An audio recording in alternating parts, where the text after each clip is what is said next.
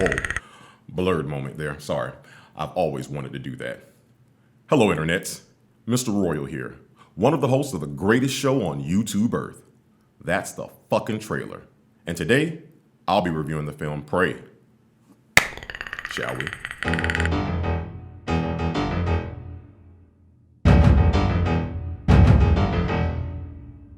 Prey, the latest installment in the Predator franchise. Not this Predator, not that Predator, nor this Predator, not that Predator, nor this Predator, definitely not this guy. Perv.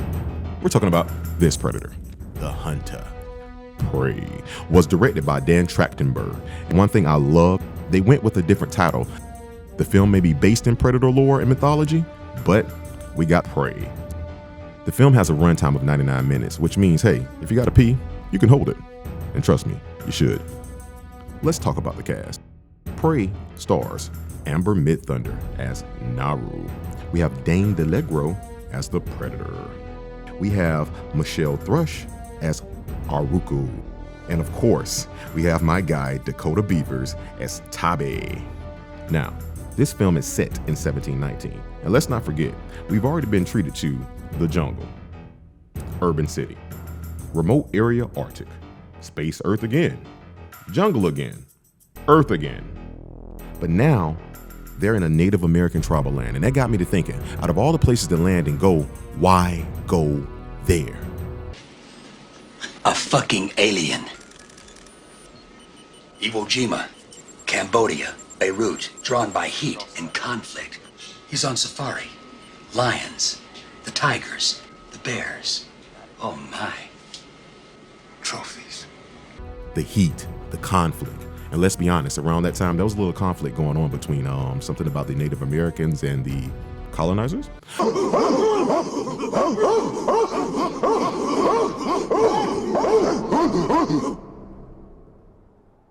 You cannot talk! So, the film takes us back to the earlier days of not only our civilization, but also explores the earlier years of the Predator mythology.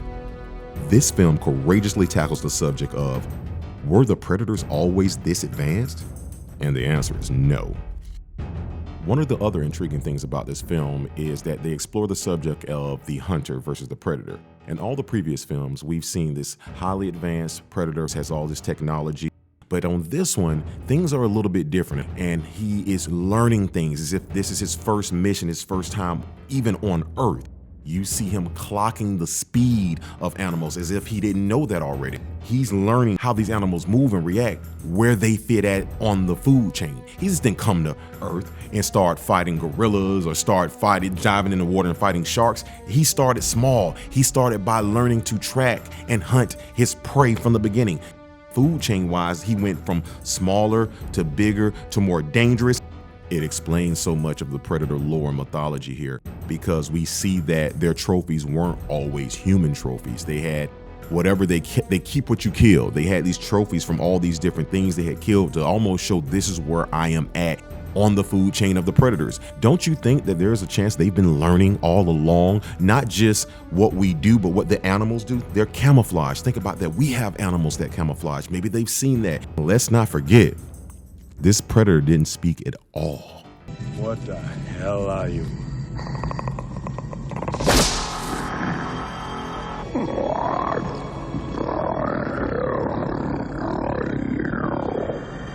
Has he not contacted animals that don't know how to speak yet? And he only knows how to make animalistic sounds? No! Now, let's talk about the star of the film, Naru.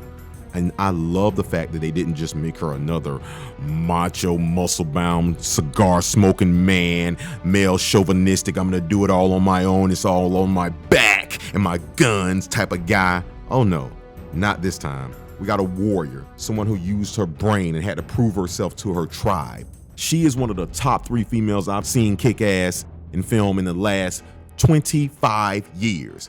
You got Wanda Maximoff. I don't even know who you are. You will.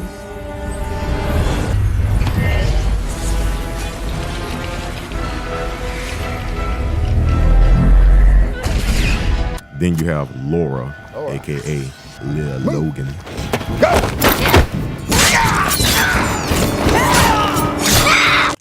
And then you have Miss Naru, the hardest chick to ever step outside of a teepee. You don't wanna fuck with me. You don't wanna fuck with me. You don't wanna fuck with me. You don't wanna fuck with me. Never in the gym.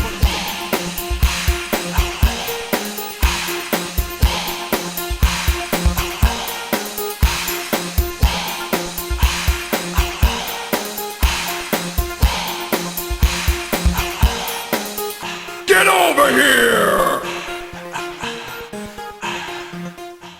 We're almost exactly 1 hour into this film before we get the full reveal of the Predator.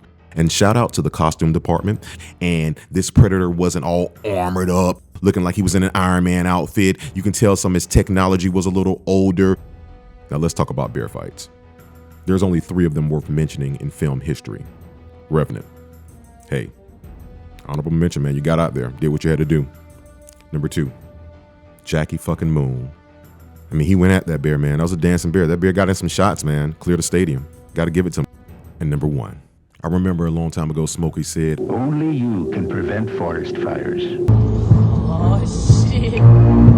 well, let me tell you something, Smokey. Nobody can prevent the fire that happened to you in that forest. You got fucked up. Hand-to-hand style. You got paws put on you and you got paws. This had to be the greatest bear fight I've ever seen in my goddamn life. Listen, man, I'm talking about I got so excited like a child. But god damn, he fucked that bear up. Like that, man, that bear, god damn. Gangsta with that shit. Nigga, make you so gangster, nigga. Now, it's very easy to fall into a trap of putting a callback into a film. However, this film did it so artistically. There is a scene in the film where Tabe utters the line, If it bleeds, we can kill it. and they did it so artistically because it fit in that very moment. The mud callback.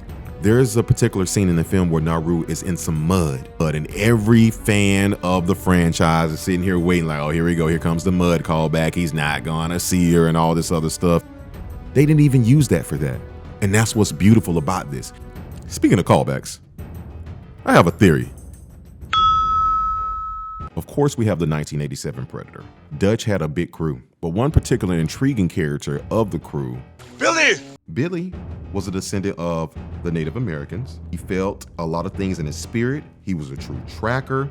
And to be honest with you, this is really the first time we've seen Indian, or should I say Native American representation in a strong sense, since Billy himself was in the first film. This could serve as a subtle secret prequel to Billy's past. Think about it. Even when he was with Dutch was in control, but he always would send Billy out and ask Billy his advice. I mean, hell, everybody was asking Billy his advice. Billy! But be careful now, because if you're gonna ask Billy his advice, he's gonna tell you. Roll that beautiful beam footage. We're all gonna die! Damn, that's not Billy. We're all gonna die. And see, that was the beautiful thing about Billy and the belief of his culture. Yeah, it might have been blunt, it might have been raw, but hey, he knew it was the truth, and he knew he was gonna fight to the end of it. He accepted it. And then there's us. You know we ain't accepting no goddamn death. We're all gonna die. Man's losing. He's losing his cool. Now, if Billy and Ned thought that they all were gonna die, then I know Naru and Tabe clearly must have thought that, because I didn't know if I was watching Prey or Fight Club. This was the most hand-to-hand, badass, Chuck Norris in my spirit fucking Predator I've ever seen. It's like I thought they called Jean-Claude Van Damme back and put him in the Predator suit again. I thought I was watching the jungle version of Kumite, Kumite, Kumite.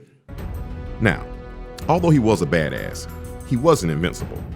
There's a scene that shows the Predator and Naru both cleaning and nurturing their wounds with some sort of salve or crushed up medicine.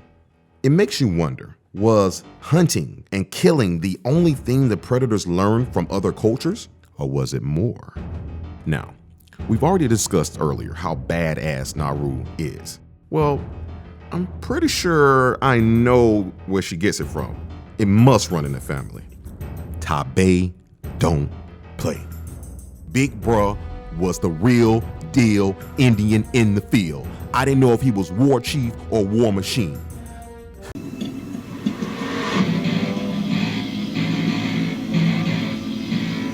Next time, baby. Final round. Fight! Let's discuss the final battle. Naru uses her mind more than anything to defeat the Predator. And that's what I love.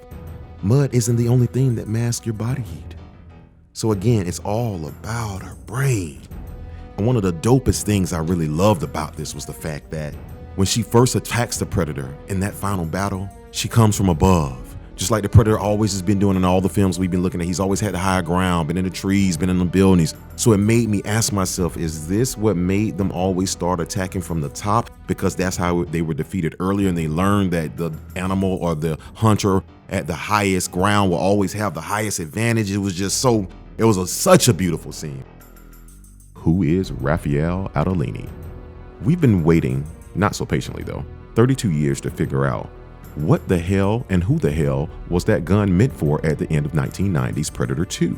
Danny Glover receives a gun with the inscription on it and a name, Raphael Adolini. Now, our deep divers already know that comes from a Dark Horse short story, Predator 1718, which came out 6 years after Predator 2. So the reference is in the movie Prey, Naru has that gun now at the end and gives it to the war chief.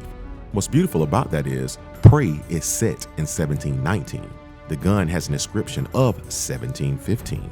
So it makes you wonder, was 1715 the first time they were actually here? That gun has been passed down between human and predator throughout the years. Raphael Adolini gave it to a predator. The predator then gave it back to a human, and who knows where the gun may be now. Overall, I give Prey an A. You know why? It was courageous. It made me hungry for more. It didn't keep me too long. It gave me lore. It gave me mystique. It gave me something new. It gave me something to write about. It gave me something to do a voiceover on. It gave me something to live for. Live, damn it!